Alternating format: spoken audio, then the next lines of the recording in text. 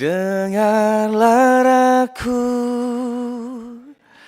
suara hati ini memanggil namamu, karena separuh aku dirimu. Ya. Permintaan Bapak Ibu Balek, Mas Aril satu bait lagu lah, satu bait lagu. Silakan dulu Mas Aril, silakan Mas, nggak apa-apa. Relax saja supaya ruangan ini relax, ya, tidak ada yang tegang gitu ya. Silakan direlaksasi oleh Mas Aril, silakan Mas Aril. Udah lumayan liburan 2 tahun gak nyanyi sebetulnya. Lebih bagus Mas Once sebetulnya, tapi nggak apa, mungkin masih ada sisa sedikit skillnya. Dengarlah aku, suara hati ini memanggil namamu, karena separuh aku dirimu. Ya. Terima kasih banyak.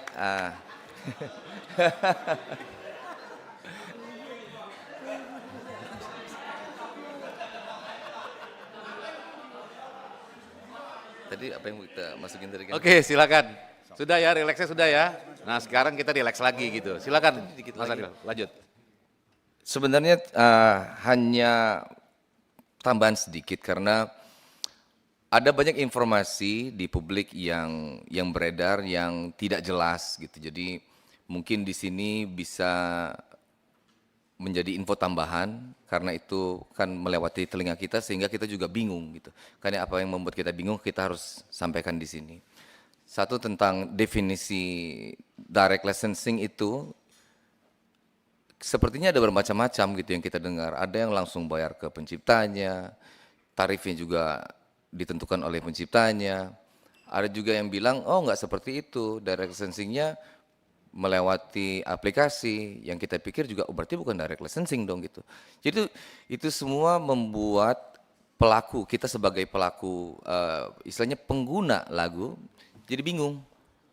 Jadi sebetulnya seperti apa?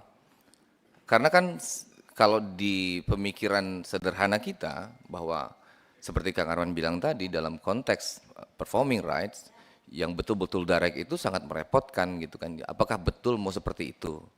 Apakah tidak ada yang lebih efisien lagi dengan tetap mempertimbangkan kemuliaan hak dari pencipta lagu tentunya gitu. Nah itu yang mungkin nanti kita harap bisa dibahas dengan seksama, dicari jalan keluar terbaiknya mengenai itu karena sangat berkaitan dengan ketenangan penyanyi-penyanyi yang profesinya sebagai penyanyi karena ini berhubungan dengan berikutnya kategori konser itu juga kita pengen lebih definitif ya karena zona abu-abu itu bikin yang bekerja sebagai penyanyi itu semakin bingung gitu. Apakah kalau saya nyanyi di pensi bayaran saya 100.000 itu juga termasuk saya di kategori konser itu yang bukan di ruang publik tadi disebut. Apakah saya kalau di kafe, apakah itu tidak termasuk pertunjukan musik padahal saya memang mempertunjukkan musik juga gitu. Nah itu yang takutnya nanti kalau terlalu spesifik tuh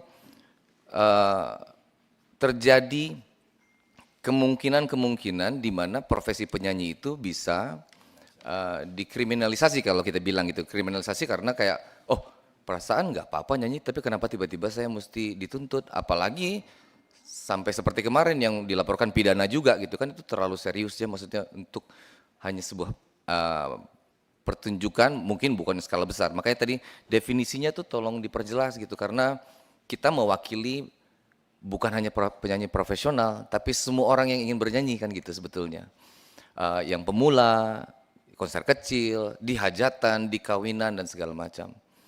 Itu yang mungkin perlu dicari bersama-sama definisi itu. Sangat jelas mungkin kalau kita tahu mungkin agak sulit di undang-undang, mungkin sampai nanti di peraturan menterinya bisa lebih definitif gitu. Jadi jangan sampai yang bernyanyi itu takut dan bingung gitu. Karena itu tadi performing rights, mechanical rights dan segala macam itu cuma akrab di telinganya pencipta. Di telinganya penyanyi sebagian besar memang itu awam dan itu menjadi ketakutan kalau semisalnya tidak clear dan tidak jelas gitu. Itu yang sangat perlu tadi ditekankan sama Kang Arman bahwa walaupun sudah dijelaskan oleh pemerintah dan segala dan beberapa aspek, tetap aja masih ada yang disomasi. Kan itu bikin bingung loh. Pemerintah bilang udah bukan kita yang bayar, DPR juga dibilang begitu. Tapi ya baru 2 minggu yang lalu Kang ya. Kenapa saya masih disomasi? Makin bingung tuh. Walaupun sudah dijelaskan, makanya kita bilang semua pihak mungkin dalam kalau digaris bawahi kita bilang adalah pihak yang pertama kali menyebutkan bahwa penyanyi yang harus bayar, mungkin di situ yang mesti mengatakan kalau memang kita semua berpendapat bahwa bukan penyanyi yang mesti bayar. Maksud saya mungkin lebih ke teman-teman di aksi, memang yang pertama kali menyatakan. Karena menurut saya, kalau dari yang lain yang menyatakan, mungkin akan dianggap bias, apalagi dari visi. Kalau visi menyatakan bahwa bukan kita yang bayar, seperti membela diri kan gitu.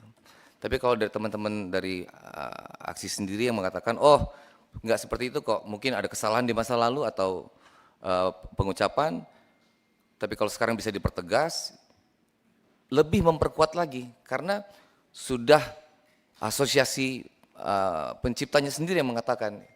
Itu tadi mungkin yang dimaksud Kang Arman, bahwa semua pihak kalau bisa, kalau kita sepakat bahwa bukan penyanyi yang bayar, mohon semua pihak menjelaskan itu ke masyarakat, gitu kira-kira. Kira-kira begitu tambahannya Kang.